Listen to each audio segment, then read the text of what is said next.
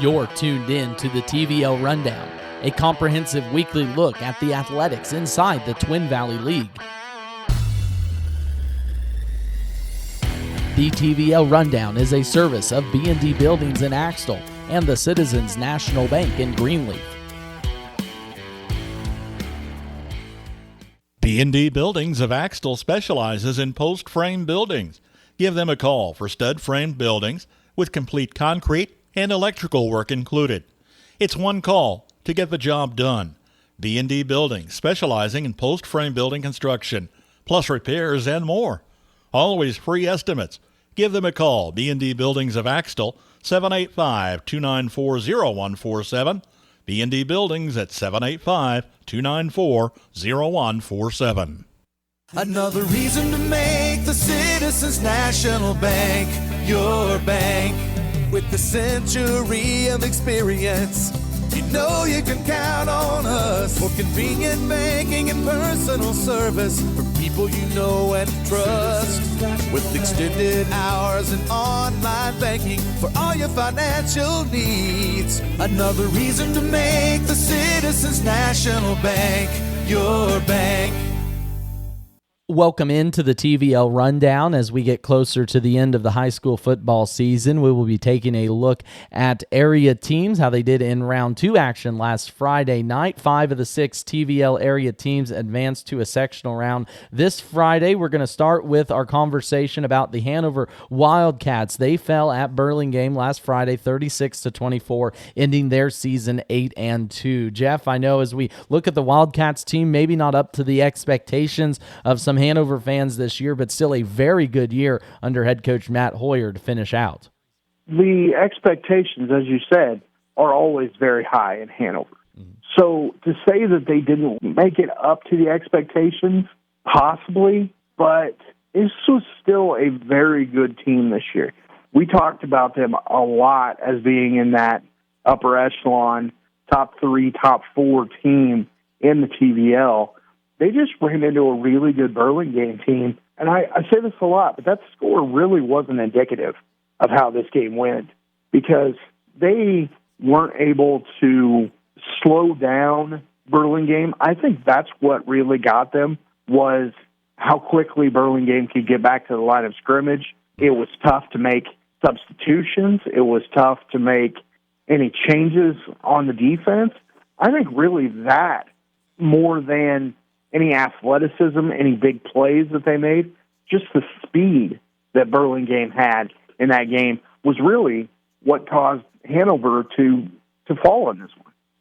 And staying in the 8-man class Division II, we're going to go real quick through the Axtell Eagles as they just roll past Rural Vista 54-0 last Friday. I think, Jeff, you made a good point. That game was tied until Axtell kicked off. It was just all Axtell in this ball game. How often have we said this? It's just absolutely incredible what they're doing right now. You know, I want to recap this Axtell game. I always try to focus on what has gone on in the game, but it's starting to get so repetitive. Axtell scored, Axtell scored, Axtell scored. It's incredible what they do. It's a well-oiled machine, and they're sneaking up on 50 straight wins now. That's a mind-blowing number. And I think what, from my perspective, is most impressive about it is the balance of this team. I know watching them last year, it was all about the defensive size that they had. If you take away the 30 points that Frankfurt scored on Axtell back on October 25th, this team has only allowed 26 points through 9 games. And I think just across the board, this is, of course, the top team in 8-man Division II this year. Without a doubt, I think there's a reason that they are the number 1 team, and they just continue to prove that each and every week. You always sort of wait for the other shoe to drop a little bit, and that's not any insult to Axtell, but you just wait for, okay, what's going to go wrong, and it just never does. And I think an interesting matchup. They take on Osborne, who is 7-3 now on the year. Of course, a state power. They've been in a down year the last couple. One, I do think Axtell on the road for the first time for a couple times in the playoffs. It might be a contest or it might be over at halftime. You flip a coin on that one. But looking at the top side of this 8-man Division II bracket, a game that we will have on KNDY FM 95.5 as our Marysville Dental Care Game of the Week. The Frankfort Wildcats coming off a very big 46-0 win at Martin Valley last Friday night. They will take on undefeated and probably, as many are calling it, the second best team in 8-man Division II in Burlingame. That's 10-0 on the season. And Jeff, I know you put out an interesting stat earlier today or yesterday about the offense versus the defense in this game coming up. The thing that I really focused on was the Frankfurt defense. Right now, they're only allowing 18 points per game. Burlingame is only allowing 13 points per game.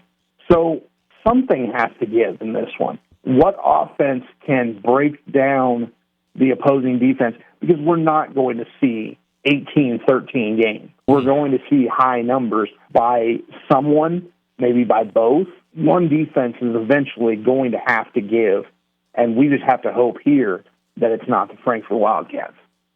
And again, offensively, Frankfurt on the season, 52 points per game. I think I read somewhere where Burlingame's at like 70 or something like that. A very interesting matchup.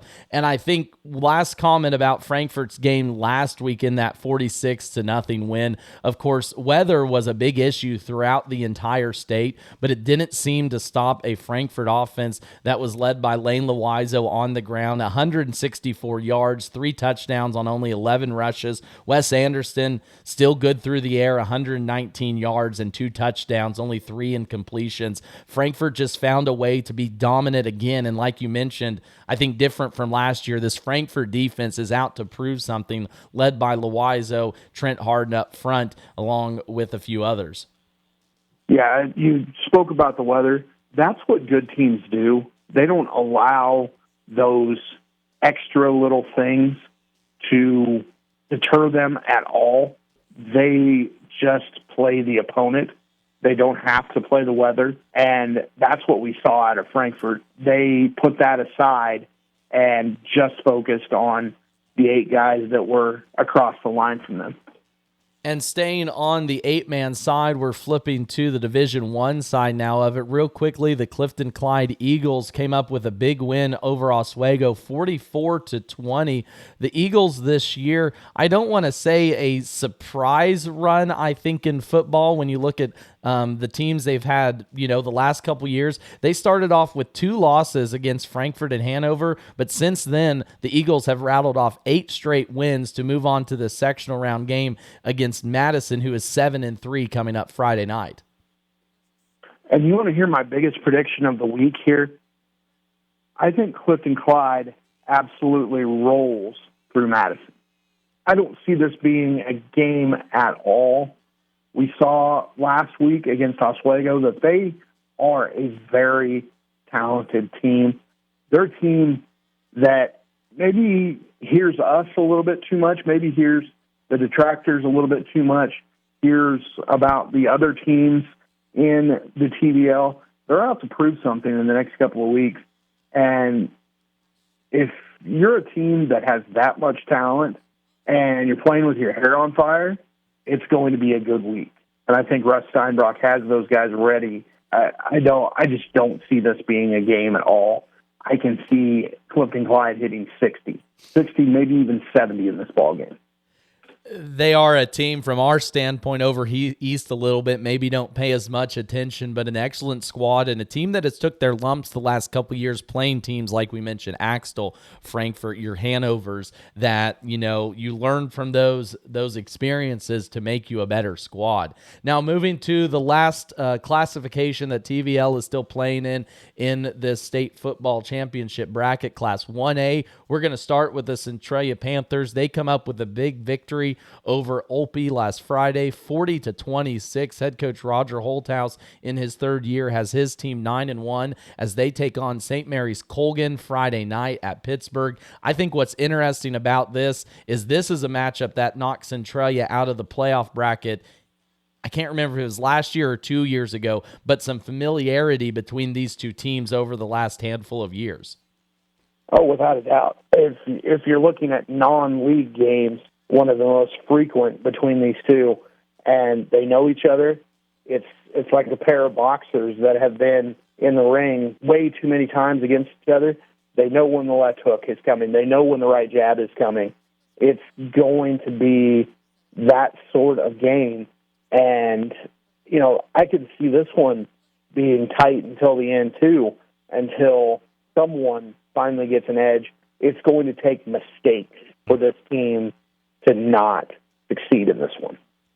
And it's been a few years since Centralia has been able to make a state championship game, but of course expectations are always high for the Panthers this time of year. And the last team that we need to talk about, a game that I was at last Friday, the Valley Heights Mustangs pulled out a gritty win over Sterling, 24-19 in another mud contest. The Mustangs will now take on the exact same team they faced in last year in this sectional round, Medicine Lodge, that knocked them out of the playoffs. Mustangs looking to get to their first sub-state round. If I remember right, in school history, would be a heck of a win for the Valley Heights Mustangs to knock off Medicine Lodge coming up in what will be another wonderful contest on the 11-man side of the bracket.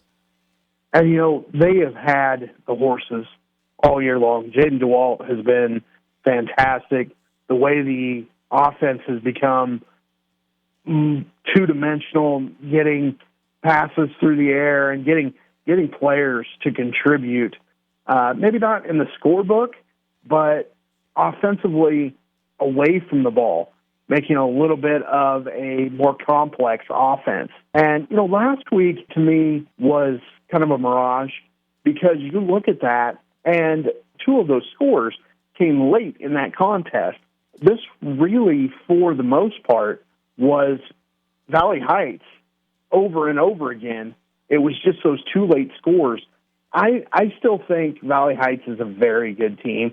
And, yes, this week they are going to face a challenge. But do you know, the game that they're playing this week against Medicine Lodge, the last two teams that Medicine Lodge has faced are a combined 8 and 9. They have faced two teams that are under 500 in the playoffs so far this year. This will be the first test that Medicine Lodge really gets, and I think it's going to be a big test. And talking with some coaches over the week, like I said, happened to be at that game last Friday, and a lot of these seniors, it is a big senior class. You talked about it in the backfield, Logan Gray, Jaden DeWalt, Max Shanks. They were on this team last year that fell to Medicine Lodge. They felt like they were the better team, but didn't play like the better team. So a chance for revenge for the Mustangs this year. And like I said, an opportunity to move on for another Friday night. Now, Jeff, what is one of these 5 games that you are really going to be keeping your eye on?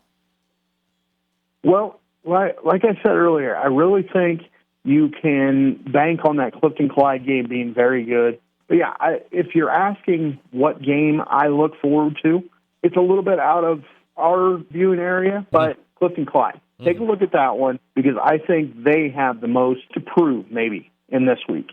I think that's a very good one. And always our game of the week, again, will be Frankfort versus Burlingame there Friday night on FM 95.5 in an excellent contest there. Coming up in a couple months, we are going to shift the TVL Spotlight to a Thursday broadcast. So starting the first week in December, be sure and start catching us on Thursday. And I think next week, Jeff, we might not want to talk about it, but we're going to have to start previewing basketball as that is quickly coming down the pipeline. Wait a second. Nobody told me about this Thursday thing. Thursday is the day that I get all of my nails did and my hair fixed, and nobody told me about this Thursday thing, Max. Well, I guess there's no time like the present to let you know about it. We'll have to add you a little extra per diem so you can get the nails done on a different day. All right, sounds good, buddy. Again, for Jeff Wurtz of the TVL Spotlight, this has been Max Blaske on KNDY Radio. This has been the TVL Rundown. We'll see you next week as we get ready for some high school basketball action inside the Twin Valley League. You've been tuned in to the TVL Rundown, a weekly comprehensive look at the athletics inside the Twin Valley League.